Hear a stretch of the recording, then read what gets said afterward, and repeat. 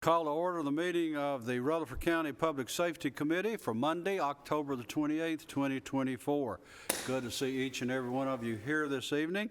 We'll begin first with approval of our minutes from Vice Chairman Commissioner Michael Rather. Chairman, I've reviewed the minutes, find all to be in order, and move for their approval as mailed. Second. We have a motion to approve, and we have a second. All those in favor say aye. Aye. Any other? If not, they are approved as they were received. Public comments, have we received any?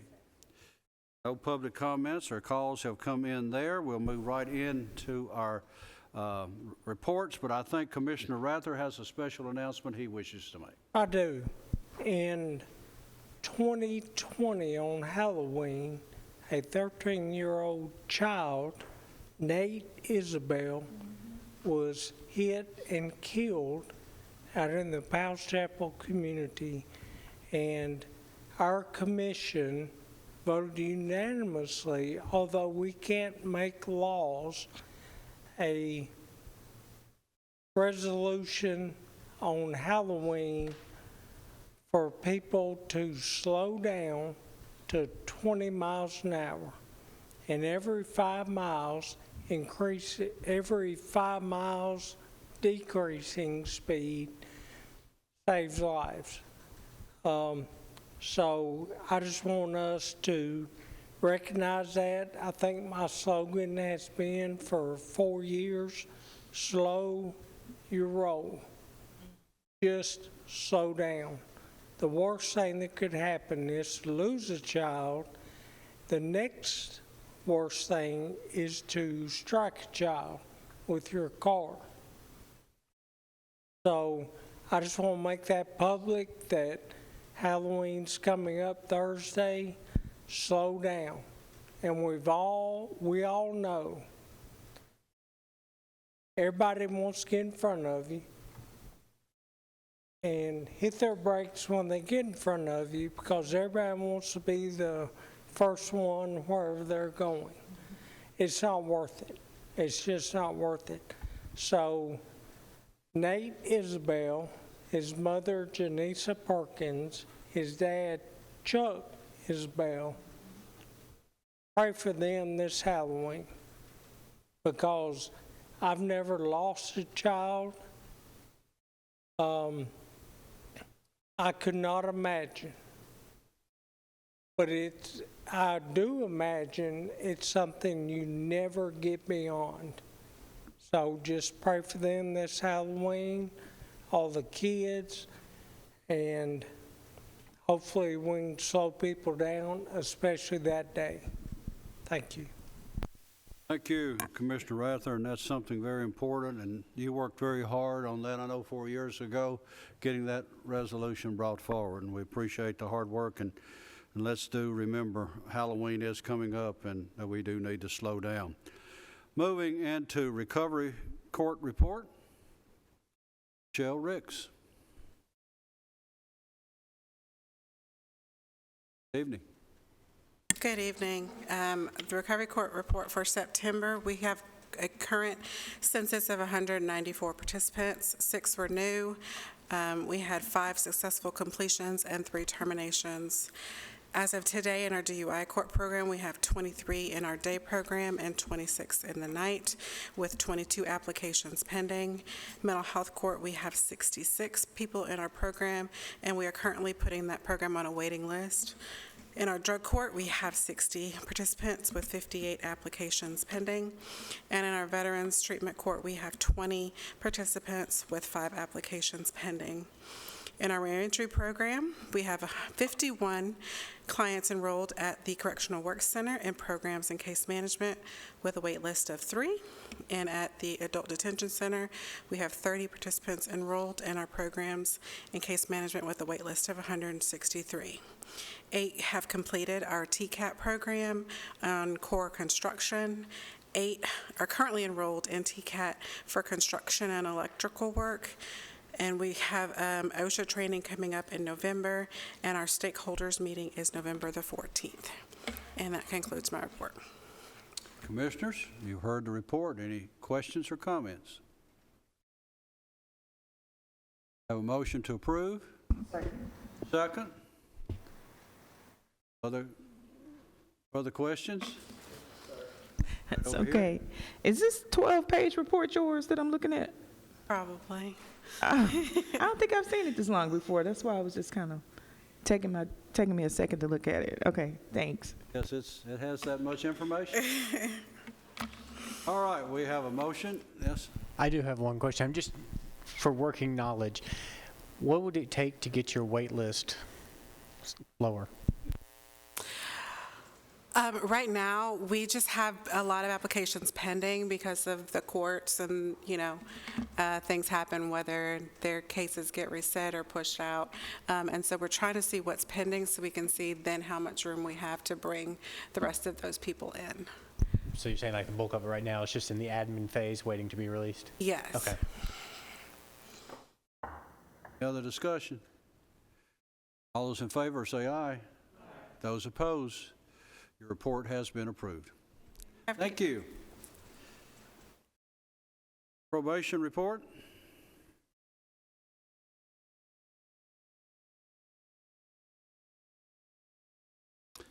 Good evening. All right, for probation report for September of 2024, during the month, we did terminate for various reasons that are listed 180 cases, which totaled 166 clients. We had actively reporting to us during the month 1,371 clients. In our programs and classes that you see listed, we had 63 total in classes, 25 successfully completed during the month, and 3 were discharged for various reasons. In the 10 Rocks Court program and general sessions, we currently have 18 in that court. There are no current applicants pending. There was 1 that successfully completed during the month, 0 were discharged. And there will be the last 3 participants who graduated that program whose case successfully completed will be recognized at a graduation on November the 7th, next Thursday, in Judge Bennett's courtroom. In our olive branch ministry, either with food, toiletries, and/or clothing, we were able to help a total of 9 clients in our office for the month.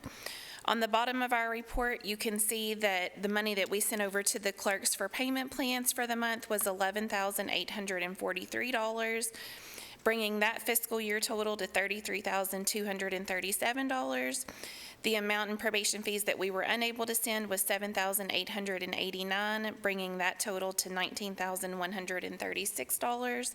And then we did supervise for the month a total of 12 clients that had been deemed indigent by the court. And that would be my report. All right.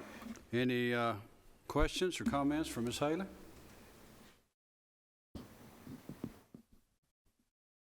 Motion to approve? Mr. Chairman, the Second. graduation will be next week or something? Next Thursday, November the 7th at 2 p.m. Yes, sir.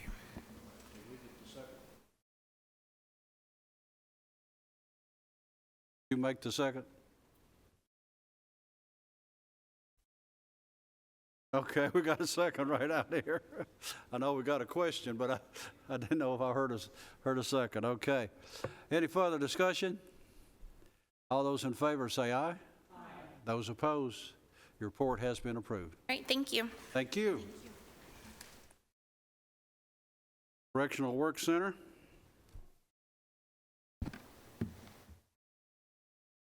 Lieutenant O'Cleary's coming tonight. He's taking the place of William Cope. William Cope let me know that he's speaking tonight at a statewide correctional summit. So it's a correctional program summit where he's just educating people on certain programs and how to lower recidivism for other counties. So he sent us the one that's actually in charge. Is that? Hey, he's sitting over there. First order of business was our Correctional Work Center board meeting minutes. Next one was our work release program, on pace as normal, stat quo with the previous months. The next one was our yearly activity report. Same thing, nothing out of the ordinary, same as the months prior. September, we had 6,825 pounds of trash collected. State routes, we had 501 bags collected. The next one is our worker report. We saved the county $62,160 with our inmate labor work program. Then, of course, our last one is our CQI stats from our medical meetings. And that'll conclude the report. Questions or comments? I have a comment. When the litter crew is in my district, I always get an email. And that saves me a lot of time, and it gives me knowledge when somebody calls about trash. I can say, they're in our district, they'll be there soon. And I appreciate those emails. Absolutely, thank you. I do too. I think it's a text, actually. Either one, whatever is more convenient for you. I want to say I appreciate that too, but I also want to congratulate you on your 100% Tier 1 accreditation. Ma'am, thank you very much. We appreciate it. Other comments, questions, motion?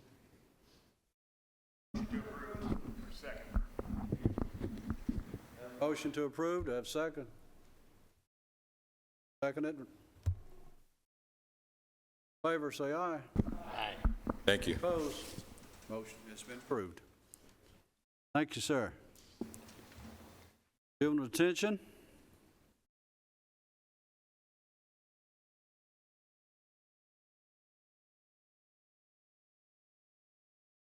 And Duke, good evening.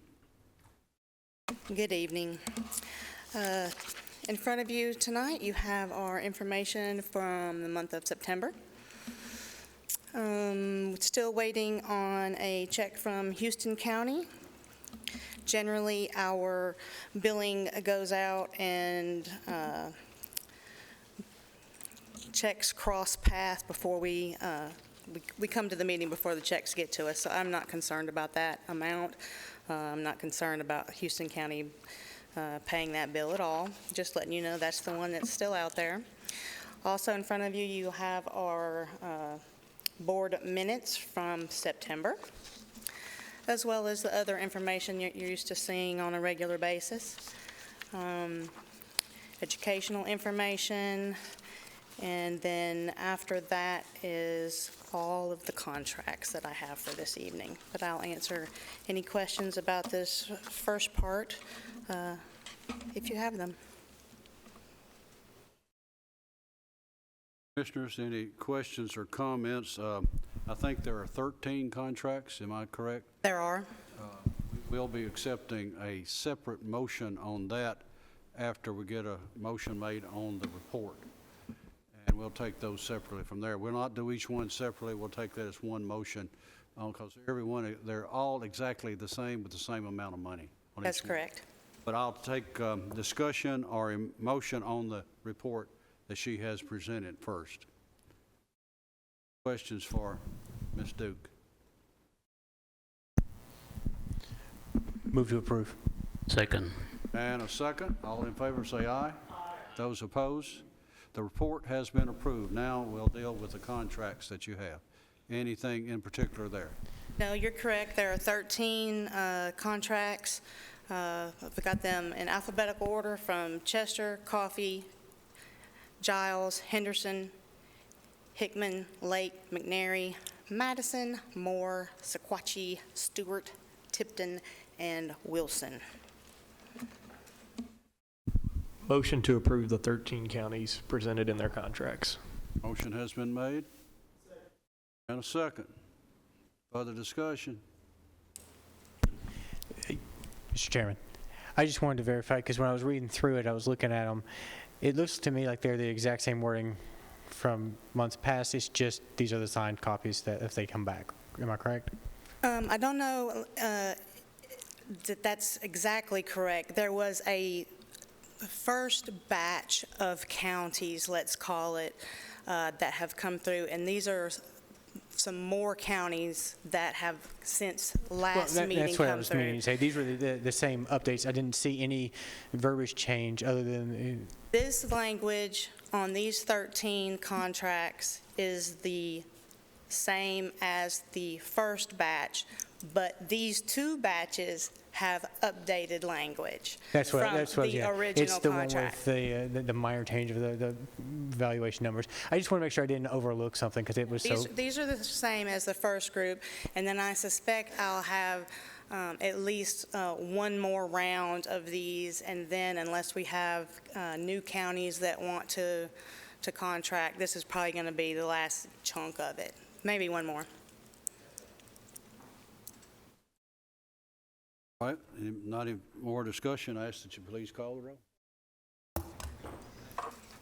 Commissioner Beverly, Yes. Commissioner McMurray, Yes. Commissioner Sharino, Yes. Commissioner James, Yes. Commissioner Rather, Yes. Commissioner Oliver, Aye.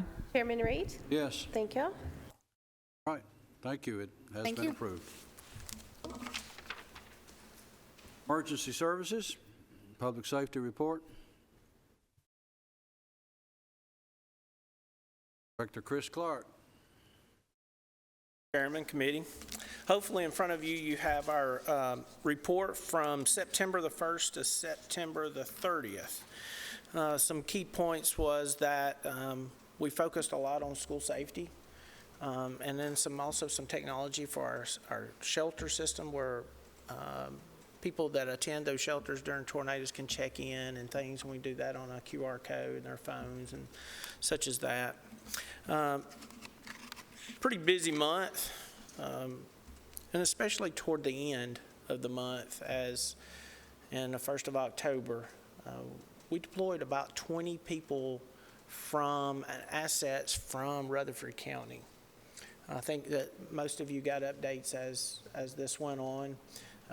Kerry Clark returned last week to Washington County and or Carter County, and to assist them in debris removal, documentation, and also their public assistance grant and the items that they need.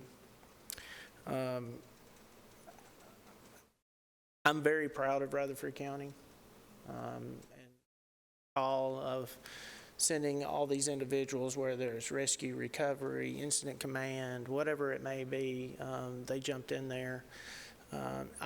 Individuals from Smyrna, the utility went to kind of scope out what they need, and they're fixing to deploy some other people back in this month at some point. So that I vision over the next couple months here and there, we will go back and assist them in that recovery effort. I'll entertain any questions that you may have. Commissioners? I just want to second what you said. I'm proud of Rutherford County too. I appreciate your reports and keeping us up to date. And I'm, again, really proud of our emergency management professionals for being available and being able to help. And I guess we all kind of come together, whether they're from Smyrna, Murfreesboro, Laverne, whoever, and we make a team and then we deploy out. We've had some really good assistance down there. We keep track of them there in the EOC by mapping, and we can see them walking down the road, drone footage. I also like to point out that our OIT is working from a distance. So they sent in drone footage. They're putting this on GIS. They identified over 470 cars that were in the water, pointed those out by drone footage, marking them. There is some questions who's responsible for removing these vehicles there in Washington County. So it's a pretty big, broad effort from even people helping them sitting behind the drone footage and marking those up. It's pretty cool. There was a large number involved just recently out in my area with helping with the MTSU student that fell at Snail Shell Cave out that way. Any report on that? That's Chief Farley's. I'm sure that's in his report, but I will say this, that over the years, he has a commander that was on the scene that we have, and he was one of our special ops guys, and he oversaw that scene, and he's very, very familiar with that area. We've done several rescues out there. But it's something to go as smooth, professional, the assistance of the Sheriff's Department and all of them, EMS treated that patient. I think it's people that are very proud. These guys back here have seen a lot of trauma in the last month or so with horrendous car wrecks on the interstate to all kinds of traumatic, large amount of people that it affects. And I think it's up to these guys to describe that, but it's been a rough month or two for all of our personnel that are in the field, and I commend everything that these guys do. We've been there once before, but probably not to this magnitude. Our growth is so fast. We got big town problems, and these guys see it every day, whether it's in multiple ambulance calls, we're in the hundreds a day. Law enforcement, the struggles that they see every day and needing more staff, and fire departments the same way, they're getting hammered every day. So I hope you guys recognize that. We see it every day. We breathe it every day. We smell it every day. Those guys need to be commended. And I agree, and I do see that. I'm often in conversations with citizens about schools, and I'm like, there's so much more than just schools. Absolutely. Because we have other areas that need funding and need, expansions and things of that nature. So I do recognize that. I do have a question, though. Are there mental health professionals available to assist in debriefing? So, yes, and so the Sheriff's Department has some people in place for their people. Also, I think that he can elaborate on some behavioral health people that are already staffed in their cars to assist the public. We've reached out in my office to help EMS to look for social workers because we have repeat business, and so can we help them in a better way of getting transportation to and from the hospital or dialysis? So we've reached out in those areas too. Sometimes it's difficult to find those social workers. I do know the sheriff has nailed it as far as getting those mental health professionals in their cars and responding with them. So that's a huge thing. My question was not necessarily to the public, but to the professionals themselves. Yes, so we have those in place. And they have been reached out in the last few months. They've been pretty busy. So it's been a very difficult, what I have noticed and what I've seen, and I wanted to commend those guys that are sitting back there, their staff, and you've seen it too in Smyrna, they're getting hammered.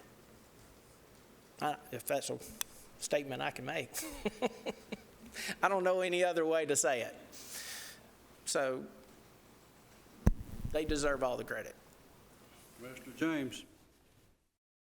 To follow up with that as well, from what I'm hearing, the EPA, the mental health side of it, only gives, 10 days a year for them to use. Where do we need to look to make that more accessible to more frequency?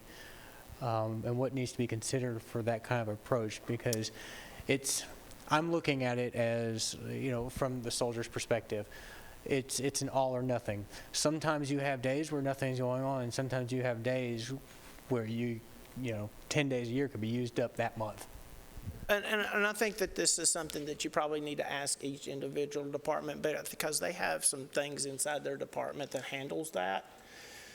With mental health and our responders.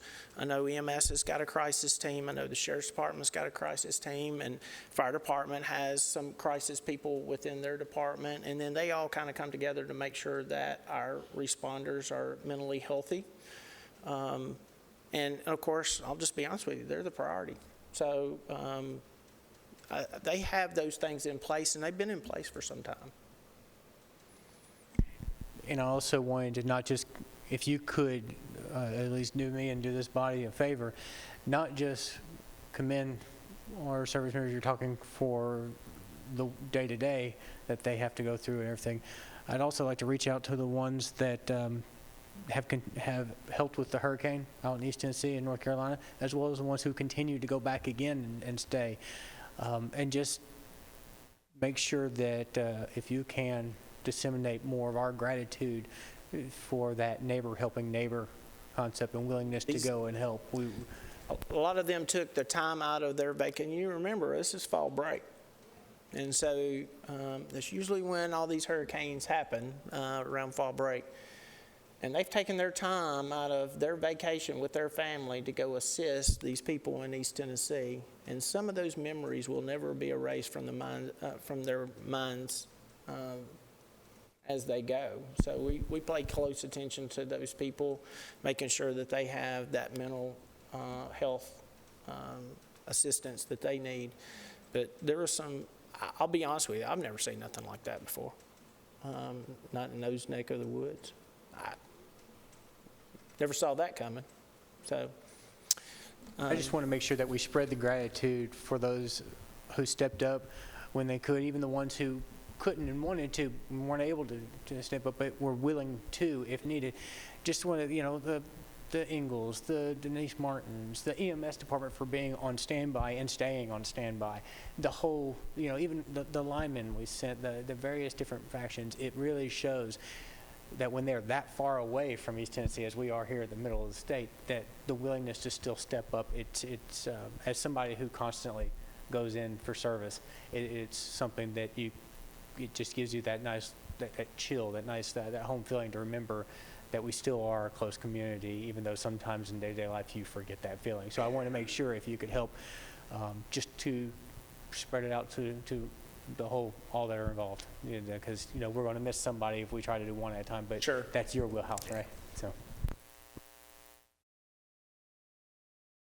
Okay, do we have a motion? Second.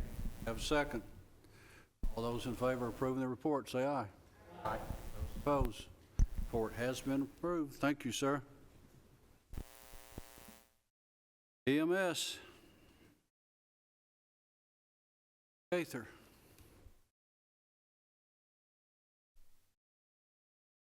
Good evening. Commissioner Oliver, I was going to address her question. Inside our EMS department, we've got a paramedic that works for us. His name is Zach Scaff, and he's kind of taken it under his wing with a group of 4 or 5 other people that have started a peer support system within our service. So if something bad happens, somebody reaches out to him. They see if they can what kind of resources they need, and then he's got a whole lot of outside resources to kind of address those mental health issues or just having conversations from within our department. So it's fairly new. We've probably it's only been in place 2 or 3 months, but it's going to be very beneficial to our organization. So for the month of September, we had a total of 3,670 calls. Response time of 6 minutes and 55 seconds. We had 151 DOAs for the month. 21 of those went for autopsies. Year to date, 73 autopsies, a cost of $182,500. We collected $861,635. And then the next is our cost per mile per unit. And on the next page, some in-services and training and some community relations and special event standbys. The convalescent division did 385 calls, collected 90,528.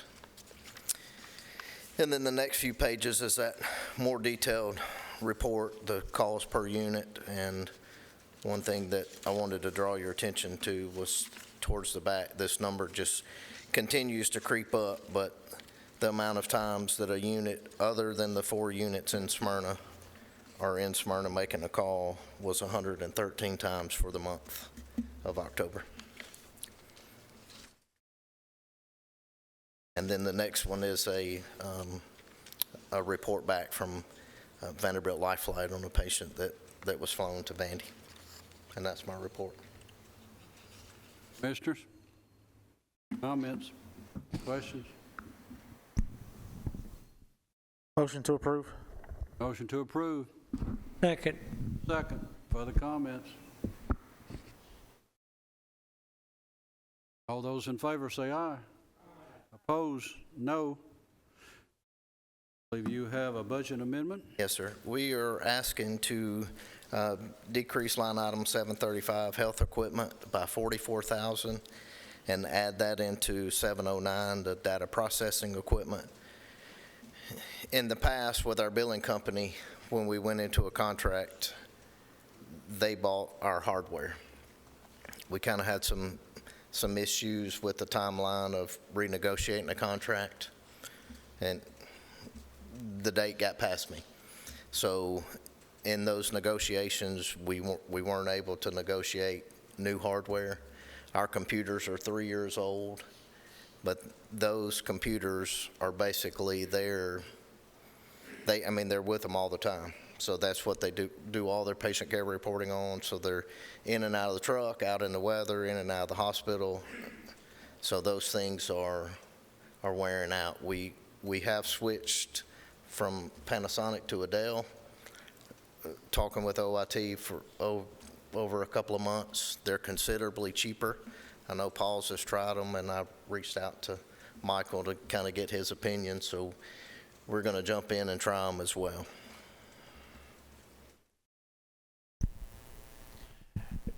Considerably cheaper, but is quality still there? What was OIT's recommendation for switching brands like that? They felt like they were very, very comparable. And the service component for the Dell computers is within the county. So the turnaround time on that repair is considerably quicker.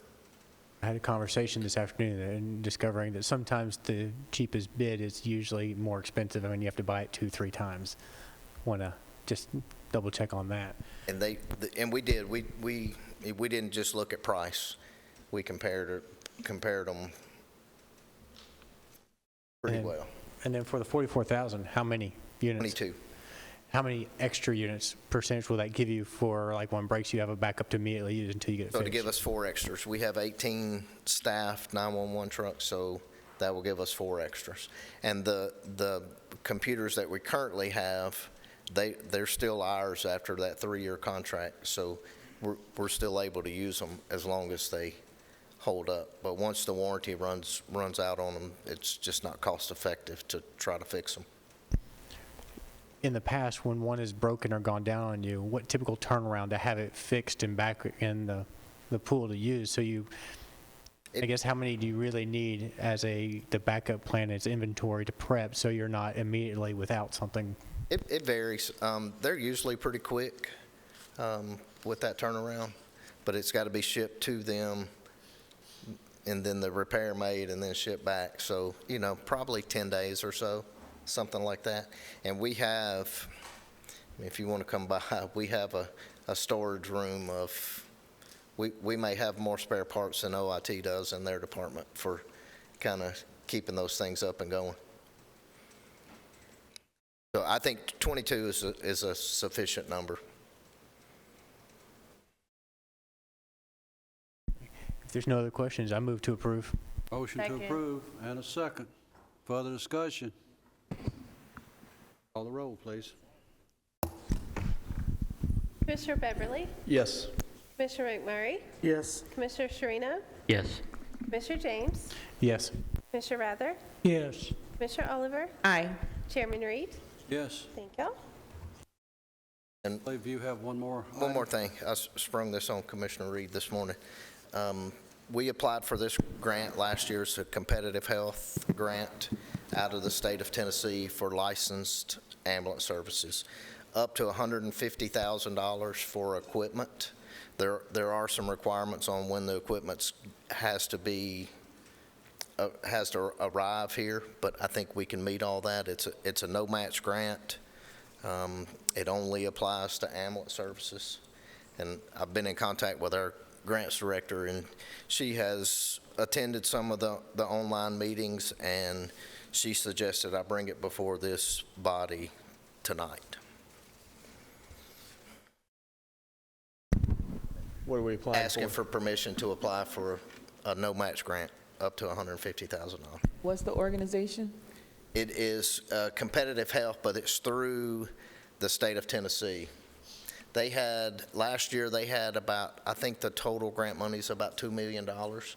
And so they're awarding it to ambulance services up to $150,000 for equipment until they run out of money. Are there any restrictions on what type of equipment? It has to be medical equipment, so it's more like stretchers or power loaders or cardiac monitors or those type things, not for soft goods like nasal cannulas or IV catheters, but it's that type of equipment. And you said it's for animal services? Ambulance. Oh, ambulance. Yes, Thank ma'am. you. 'Cause it was throwing me off. I'm just like, okay, thank you. Motion to approve. A motion to approve. Do I have a second? Have a second. All those in favor say aye. Aye. Thank you. Been approved. All right, fire and rescue. As Chief Farley's coming forward, I want to mention something. Commissioner Beverly mentioned something to me earlier, and I just wanted to mention it. I don't know if he wants to address this or not. Do you want to mention what you mentioned to me earlier? Certainly. Today is National First Responder Day, and as we're moving into our first responders with EMS, fire, and the Sheriff's Department, just acknowledging what those guys do at our departments. And they've had it really busy over the past month, whether it be interstate crashes, structure fires down in District 6, and other actions going on to where they had to protect themselves and other people. Just keep them in your prayers and make sure to tell them thanks when you see them. I do want to take a few minutes to brag on my guys from the rope rescue they had the other day. A young man fell 80 feet, and they got there, quickly deployed their ropes. And a hanger rescue is a very technical, slow process to get your ropes and everything and get everything set up. They quickly deployed that and got their basket and went down and retrieved the patient, got him in the basket and brought him up as smooth as you want to be raised up. And they're very good at what they do. They train every day. Matter of fact, they just been out there a couple of days before training on that.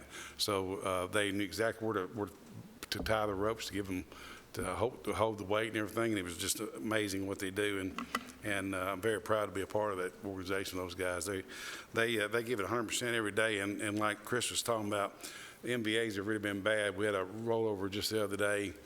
Guy rolled his car, got out to look at it, got hit by another vehicle. So it's the interstate out here is crazy. It's just the other day we had 3 MVAs rollover. All 3 of them were rollovers and entrapments at 3 different locations. So it's like Chris said, it's been pretty busy here lately. For the month of September, we ran a total of 710 calls. Year to date, and as you can tell, they've gone up since last year. Year to date, this was January through end of September, 7,058 calls.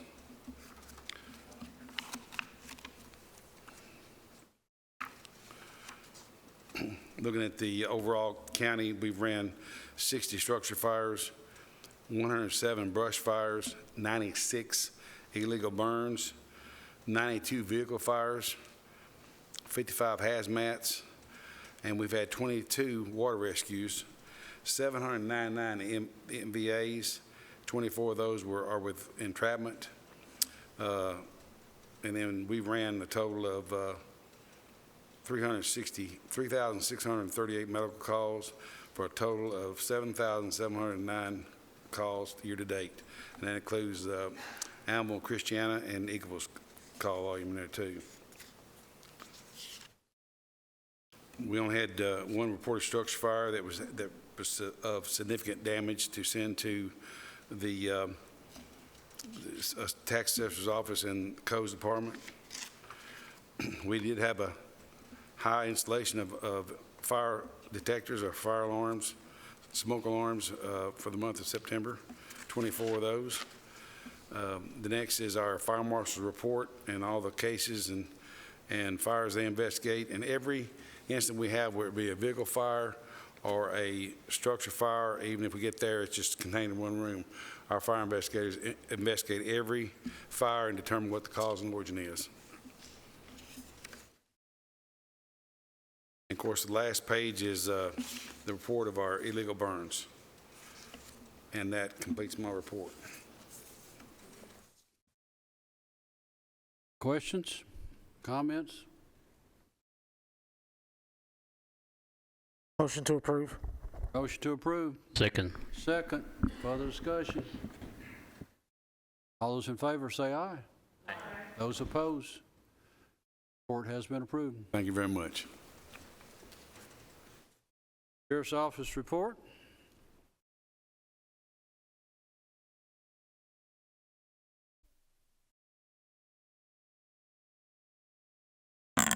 Good evening. This morning, our inmate population was 1,016. This afternoon, 1,012. I'd like to give a recognition for two of our correction officers that was recognized in TCI this year. Sergeant Adam Soden was recognized as the State Correction Officer of the Year. FTO John Elliott was recognized as Middle Tennessee Correction Officer of the Year. We're very proud of these two gentlemen for their accomplishments. The openings at the in communication right now, we have 4. 3 started last Monday. Detectives has 5 openings. Detention has 27. 4 new started today. Narcotics has 4 openings. SROs has 2 openings. 1 started last Monday. Patrol has 9, and 6 started last Monday. That's the end of my report. Commissioners, questions, comments? Question. You said 1,016? This morning, yes, ma'am, and then this afternoon was 1,012.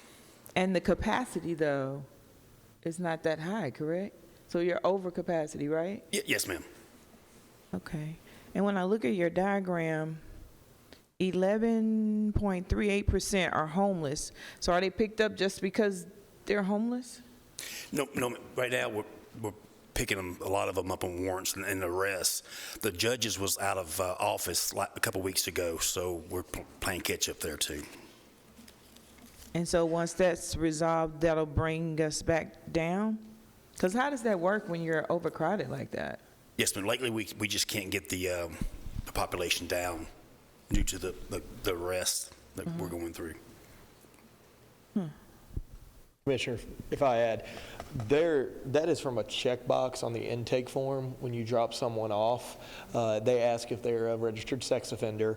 They ask if they're homeless or if they're foreign, if they are a member of the military or veteran or a gang. It's just a checkbox.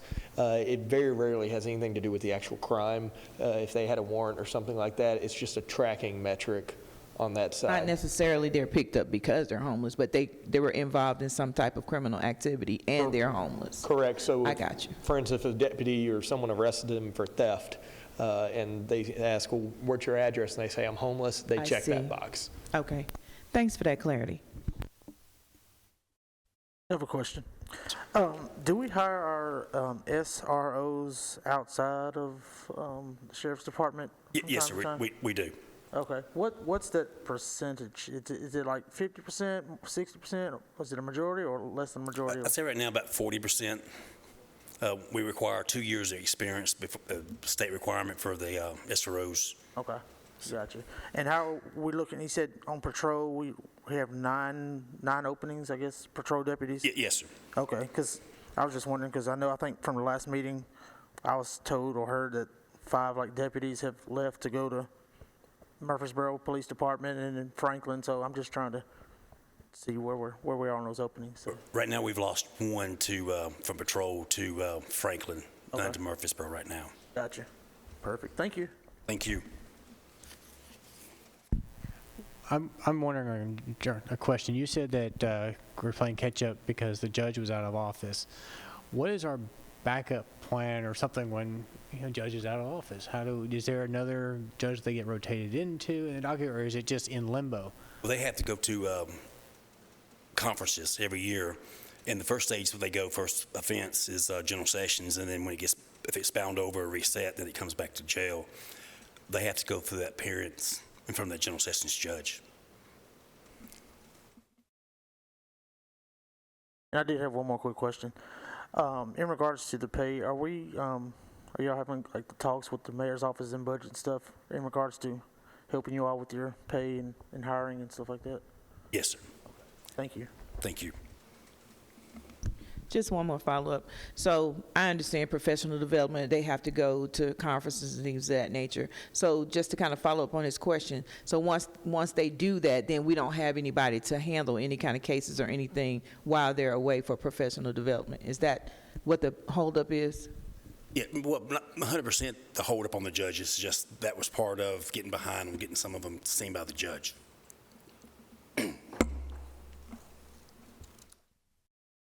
Chief, also just to add, y'all are kind of at their mercy. If they decide not to lower a bond or not to release someone after they've had their bond set by the magistrate, you're required to hold them. Yes, sir, that's correct. You don't get to say no. And when was our jail built? When was the jail built? In 1987, and the addition was 1992. Yeah, and our population has changed a whole lot since then. So Lots going on in our community these days. Just wanted to add to that. Thank you. Thank you. Anything else? Motion to approve. Motion to approve. Second. All those in favor? Opposed? The report has been approved. I believe you have a budget amendment or two. Yes, sir. The first one is this budget amendment allocates $135,878 for the financial year 24-25 funds awarded to Rutherford County for the Mental Health Patient Transport Appropriation Grant.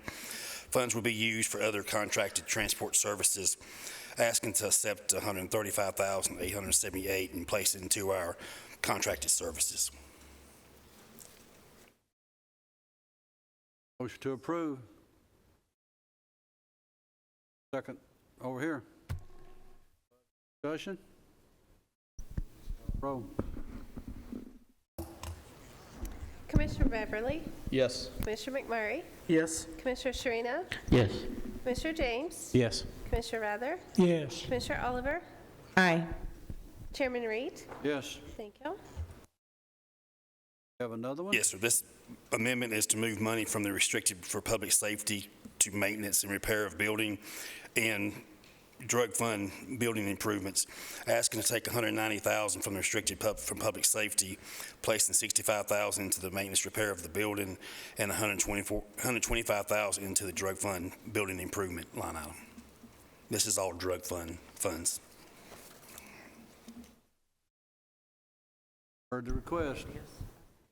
Chief, what are the building improvements you're going to be working on? We're planning on adding like a lean tool. We have a crime scene van, and they help with narcotics to preserve the vehicle. Move to approve. To approve. Second. Second. Call the roll. Commissioner Beverly? Yes. Commissioner McMurray? Yes. Commissioner Sherino? Yes. Commissioner James? Yes. Commissioner Rather? Commissioner Oliver? Aye. Chairman Reed? Yes. Thank y'all. Thank you. Thank you, sir. PAWS? Gregory.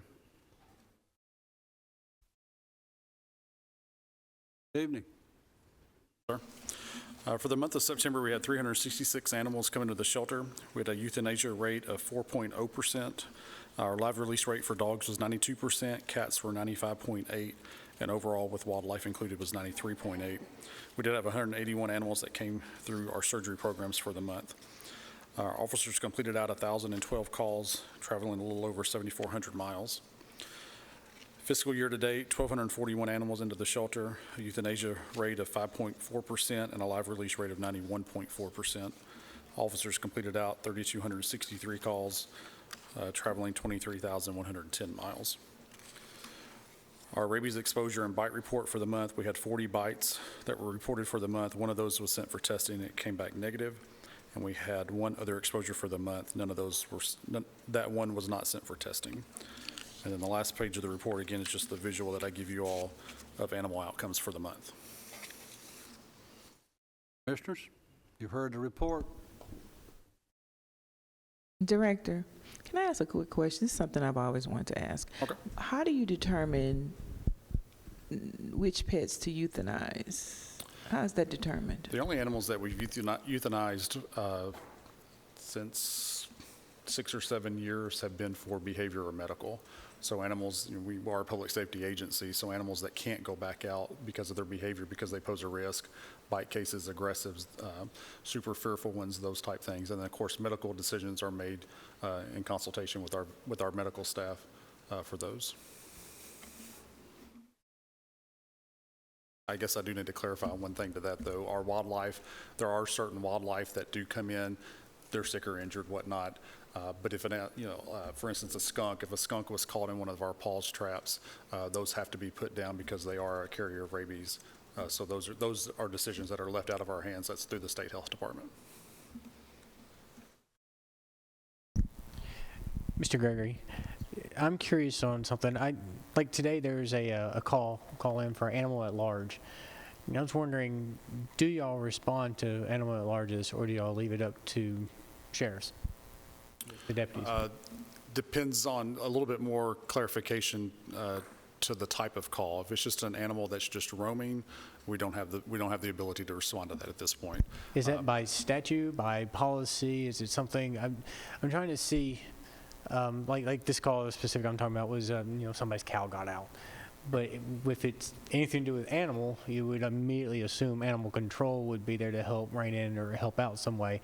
But I'm wondering, why would that not be the case? There could be various reasons. Let's just take, for instance, is the animal aggressive or not aggressive? Those have to factor in based on where we are as far as staffing and the amount of folks that I have on the road for that particular moment. Also, when it comes to large animals, there's some other various factors that go into that. First of all, do I have folks that are trained to handle that? And very seldom do we have folks that are trained to handle large animals such as that. So typically we'll go out, assist whatever law enforcement's there, try to find owners, try to get them back up. There have been instances over the years where we've had to send out a group to be able to set up some type of corral and those type things to get those animals, and we've done that as needed. Thankfully, most of the time we're able to find an owner and get them back up. For large animal situations, though. Yeah, I get it. My internal thought would immediately start to think that anything animal-related, animal control would be more likely to be trained for those than the deputy or so on who might get called to show up. They might also wanted to follow up and find out, do you have any program where like your animal control officers, especially since we're kind of went through a flux of a bunch of new ones, right? I don't know, get some training with the sheriff's office or something about interacting with the public. I've seen a few times in years past where sometimes just the way they're trying to explain the statutes for animal care at their property, sometimes they don't, it comes across as, hey, you're in my yard, tell me what to do with my dog, versus, there's ways to de-escalate as you're explaining the rules they're supposed to live by while taking care of their pets. And I'm just wondering if there's any that enter back and forth, especially while you've kind of got the new group really getting their status. We don't work directly with the Sheriff's Department as far as doing training on that. We do training with our folks regarding communication, how to speak to folks. Our folks are always trained to try to educate first and then handle the law enforcement side of it if that's not working.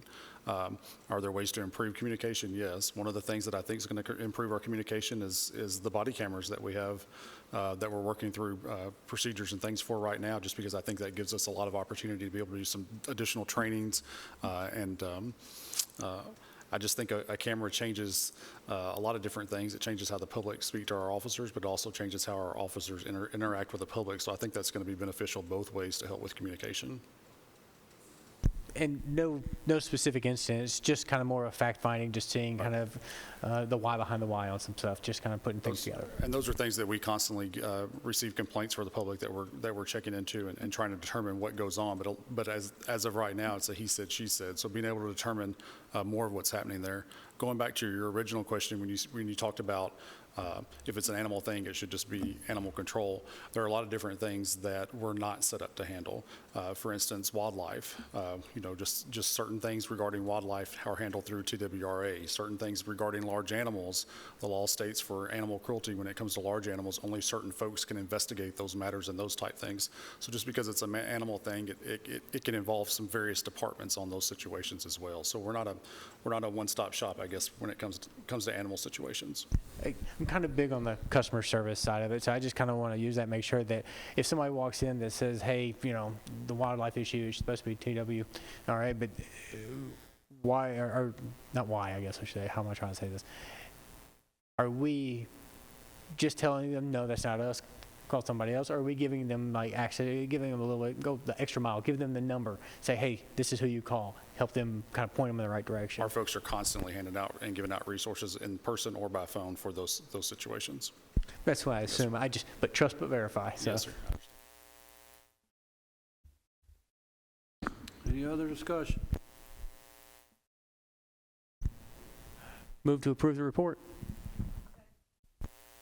Motion to approve and a second. All in favor say aye. Those opposed, report has been approved. All right, thank you all. Have a good evening. Thank you, sir. We're down to other business, and I think our Public Safety Director, Chris Clark. Oh, did I skip you? Come forward, OSHA. Hey, Adela. I'll leave you if you want me to. You've been back there so long, we just forgot about you there. Come ahead, Ed.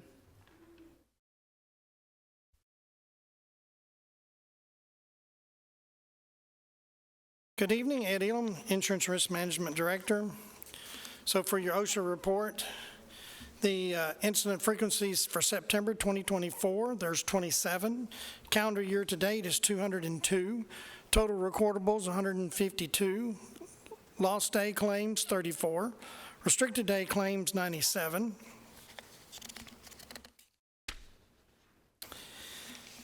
On your next page, reported claims 2022 is 132, 2023 is 177, 2024 is 202. Incurred dollars, 2022, 478,000, 2023, 553,000, 2024, 1,178,000. And for your cause of injuries, Board of Education had 19, County General had 8, and of the County General, there was 1 EMS, 1 fire, 2 recovery court, 4 the sheriffs, for a total of 8. And that concludes my report, Mr. Chairman. Commissioners, any questions? Mr. Elam, how are you? I'm good, Commissioner McMurray. Thank you for responding to my call a couple weeks ago, but I just want to make sure I get this on record. County Commissioners, we do not get free health insurance, correct? That is correct. Thank you. What else? I wasn't ready for that question, but I prepared for a lot, but I didn't prepare for that one. It was brought up, so I just want to be on record so the public will know that. What else? Free or otherwise, we don't get any insurance. Correct. Motion to approve. Motion to approve. Second. And a second. Further discussion. All in favor, say aye. Those opposed, it has been approved. Sorry about missing you, but this makes my 3rd meeting in here today. I've been here since 9 o'clock this morning. So Thank you, and have a good night. all right. Now, is Mr. Clark in here? We're waiting on you. Public Safety Director Chris Clark has something else to bring before you. I apologize, 11th hour. I just received a document from Michael Smith, and what this is a registration to apply for a public assistance grant, which means that we would receive money for our public assistance grant for Readable. It's allowing us to apply for that grant to get our money reimbursed back from Readable. Sir? State, federal money. It's going through TEMA to get to FEMA and then back through And it gives the mayor the authority to sign this registration to apply. Does that make sense? So is this the 12.5% from, that we paid from the storm? This would be, yes, so this would be 75 from the state, 12.5 from, I'm sorry, 75% from FEMA, 12.5 from the state. So we have 12.5 invested, which we've already, do what, Michael? We've already spent all of the money. Yeah. We had to pay for it. We're just getting money back. For some reason, I thought that we'd already got that portion back. This is just... So we've received some of the money, which was from Cannon County. We received some of that money that we helped Cannon County paid us. But we still have some money that needs to be reimbursed from the federal government. But we still reached the amount to qualify to apply for ourselves. Correct. So now we're trying to get that put in. That is correct. Now I'm tracking. Yeah. Okay. Kind of complicated. Motion to approve. And a second. Further discussion. One quick follow-up. If that grant is approved, could we spend it any way we want to? That would be a Michael question. So it would come back to us. I would think that that would go back into general fund.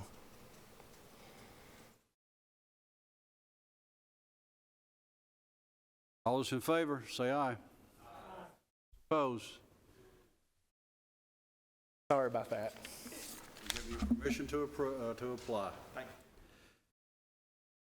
Just a reminder, next meeting is November the 25th. That is the week of Thanksgiving.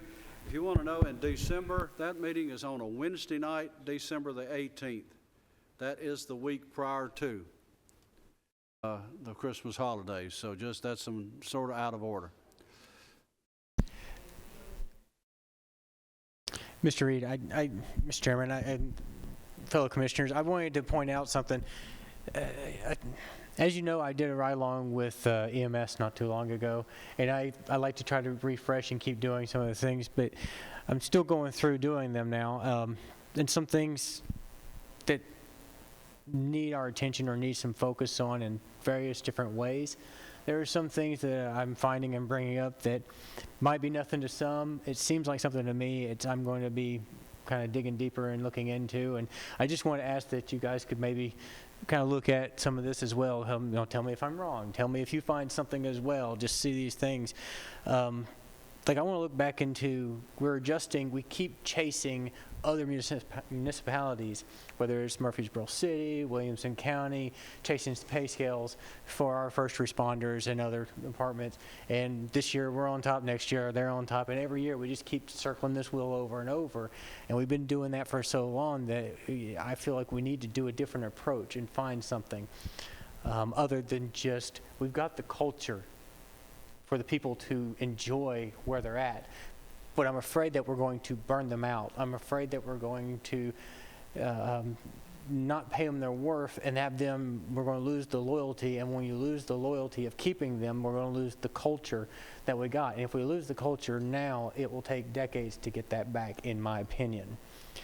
But there are some things, like our pay scale has things like a step-by-step or a step-tier programs where somebody could get promoted and actually end up making less money because they go backwards in time. And it's hard for me to think of that way because I'm still in the Army Reserve soldier, and we have our pay scales are set on years of service and time and grade. So it's kind of the constant trajectory. And I don't know. I don't know the silver bullet for it, and that's why I'm kind of diving a little deeper and would like some of my fellow more experienced commissioners that have seen these fluctuations go forward, and some of the new group that is looking at it to kind of help find a way to not go every 3 to 5 years with a big giant boom. Here's a 10 or 20%. Build in some mechanism so that when we do that initial pay that gets them to where they should be, to where we're not just competitive, but we're not also risking losing our base. How we can keep and maintain that, not just I put them on the back burner, don't think about them for 2 or 3 years, and now we have to do a big jump again. It just feels like that's too repetitive and a negative solution. If we can just do small steps, baby steps, year by year as we're going, just to keep it in traction. But then you have other issues that I'm coming across, and again, I want you guys to look at it and see what you find. It's time we really start digging a little deeper on some of these thoughts. Like, some of them get longevity pay. I was kind of offended when I heard about it because it was only $25 per year of service. They'd be better with if they do longevity pay to say, X number of years of service, you get a flat rate, universal across the board. So after 5 years, kind of like a pension investing. 5 years, you get $1,000 a year, not just $25 a year, $250 max. It's kind of, doesn't even pay their gas to get to work. And then we take taxes out of that bonus as well. It's the frustration level. So if we're going to keep the culture going and keep it, if we can't do this big thing like I got right here, Murfreesboro makes like, I don't know, starting out almost $10,000, $12,000 more starting out. If we can't do a big jump to pay them that because, the tax money's not there to do that, but maybe we can start doing the other things like fix the longevity pay to where it's not more offensive. It's actually like, hey, I appreciate you considering me, not just throwing me pennies. I don't know, I'm just throwing different things I'm coming across out. I just feel like we need to have more of discussions on some of these things. Work on the insurance side. I have some ideas of who to talk to and who to get questions and figure out with on it, but can we find better plans? Most of you should have seen these back and forth the emails. We watched Cigna and MMC go through this battle. And those of us, our departments that are not on the state plan, are there anything that we can do to help? Or now that we don't have that giant block of the teachers because they're on the state plan, is it cost effective now for how we could help instead of giving this big giant pay raise to the base to set it up to where they can, their spouses can come back on the insurance like we took away several years ago? I'd like to see some analysis to see what the difference is. I don't want to pay for a pay scale when we can just go talk to these departments and get the basic understandings of what they're seeing in real time. I do think that if we each took some extra time out of our schedules to do these questions and then had a little bit more back and forth in our committees on some of these things, for it, against it, thinking about it, think it will work but it won't work. Just that kind of communication back and forth, I think will be needed. I also want to follow up with planning on, like Plan Rutherford, because I overlooked it during the thing. Plan Rutherford, our police force, our fire service, our EMS, it's part of infrastructure too. How much detail is that showing that we need to really perform with that to keep throw in our 10, 20, 30-year plan? And I felt, after talking with some people today, I felt kind of guilty that I had not thought of that angle. And that's why I'm doing these ride-alongs going around. I want to see the different approaches, the different sides. I want to have that back and forth conversation with you all so that we get that back and forth, because you might see something that you throw at me and go, oh, that is a way to consider it. I don't care if you make me look stupid or dumb on it. I want to be woken up to the reality of the situation, of what it takes and what it doesn't. And just those are some of the things I want to say. Friday, I'm going to do an all-day shift ride-along during the afternoon, evening shift with our Sheriff's Department. And I'm sure there are other seats available, and I highly recommend that any one of you show up, come out there, do a ride-along, just for an hour. Just walk through the room, talk to some of these people before we break off and leave. I'm making plans for the 8 to 10 hour day. Pack my old peanut butter and jelly sandwich like back in school days. But I don't know, I feel like it's needed to, but I'm a visual learner, right? I need to see, when they come in with an acronym, we want a grant for this, and I'm quick to say no, because there's a certain percentage match. Well, half of it is the ignorance of not really understanding what the acronym they just said, even when I thought I did. So I just want to do that approach. I want to invite you all to come out there. It's highly, highly valuable in many, many ways. And again, this Friday, maybe some of you guys, especially here on public safety, could come out and 1 o'clock or 1:20 p.m. right there at the sheriff's office, and I'm sure they'll be able to line you up to go ride for an hour or something, and just do something. Just check it out, see what you see. See, every time I go, and I try to go every other year because there's a lot to go through, every time I go, I learn something more that I don't want to sit here and realize that if I had just done that a week earlier, I would have been able to help instead of hurt the situation. So I just want to throw that out there, just say some things to kind of research. Help me research this, help me look at this. Please put any kind of input you got on it and stuff, and I'd love to have more interactions. And the last thing before I get off the mic here was, we know that in a few short years, 4 or 5 years, if we're lucky that far, we're going to need to drastically improve, update, and rebuild our jail and expand it, or build a whole new one from scratch. We need to start looking, in my opinion, we need to start looking at making a line item separation to start funneling money to save towards that day. Any of these capital projects that we know are looming, I think it would really benefit the community at large if, when the day comes that we have to do it, we have a chunk of cash ready to go. Even if it's just 5%, 20% hopefully. If we have something ready to go.